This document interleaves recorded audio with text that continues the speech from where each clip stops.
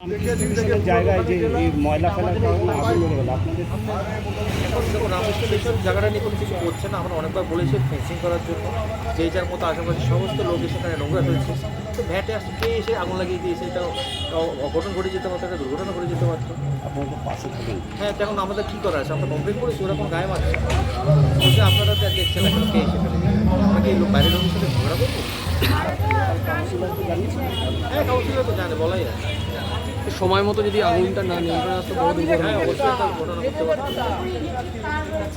এই ময়লা থেকে ওই ময়লাই যাবে এবার আগুন। যাই হোক, ফায়ার ব্রিগেডের নাম্বারটা পাচ্ছিলাম। দাদা মণ্ডল সভাপতি হিসাবে খবর পেলেন এখানে আগুন ধরে গেছে, দৌড়ে আসলেন, কি বলবেন আর কি করা উচিত? কি বলবো আর দেখুন, এই যে আপনারাই দেখুন যে আমাদের বারাসাত পৌরসভার গাফিলতি কতটা, ঠিক আছে, যে পৌরসভায় যে কোনো কাজ হয়নি তার জ্বলন্ত প্রমাণ এখানে। কি ভয়াবহ আগুন ধরেছিল, এটা যদি কন্টিনিউ চলতো আর কারোর দৃষ্টিগোচর যদি না হতো, যথাসময়ে ফায়ার ব্রিগেড এসে আগুনটা নেভালো, নাহলে চারিপাশে বাড়ি পরিমাণ ক্ষতি হতো বুঝতে পারছেন। রাস্তাও ছোটো এখানে, যে সচরাচর রাস্তা দিয়ে মানে প্রচুর পরিমাণে গাড়ি দিয়ে বা এখানে পুরো গাফিলতি। এটা একটা রামকৃষ্ণ মিশনের দাতব্য চিকিৎসালয়, তাদেরকে এখানে এদেরকে এই ল্যান্ডটা দান করে গেছে, সেটা এইভাবে পড়ে রয়েছে। এখানে একটা ভ্যাট সৃষ্টি হয়েছে, মানুষের এলাকার মানুষ বলছে এখানে ভ্যাট সৃষ্টি হয়েছে, কী বলবেন?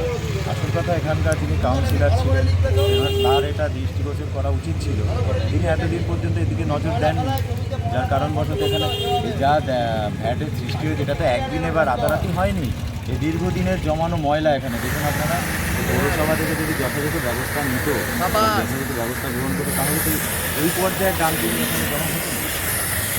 আপনারা কি এরপরে কোনো এই বিষয়ে?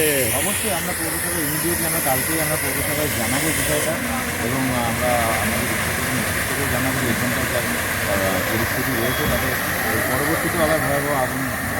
মঠের সঙ্গে কি যোগাযোগ করবেন? এই যে রামকৃষ্ণ মিশনের সঙ্গে যোগাযোগ করা হবে যে ওনারা ওনাদের জায়গাটা যাতে পরিষ্কার পরিচ্ছন্ন রাখে, কারণ সাধারণ মানুষের সমস্যা হবে তাদের।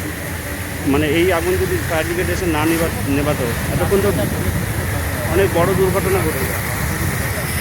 এটা রাস্তাতে সবসময় লোকজন যাতায়াত করে, বড় দুর্ঘটনা এড়ানো যাবে। ধরিয়ে দিয়েছে না আপনার নাম? অনেক জানি বারাসাত কী অবস্থায় আছেন? এখানে গেছিলাম, আগুন ছিল, ওয়েস্টেজ ময়লা ফেলে ভর্তি আর কি, সেটাতেই আগুন লেগেছিল। আমরা নিভিয়ে দিয়েছি, আপনারা দেখে নিন, এখন পুরোপুরি ক্লিয়ার করে দিয়েছি। আশপাশে জনবসতি আছে, এখানে ময়লা আছে।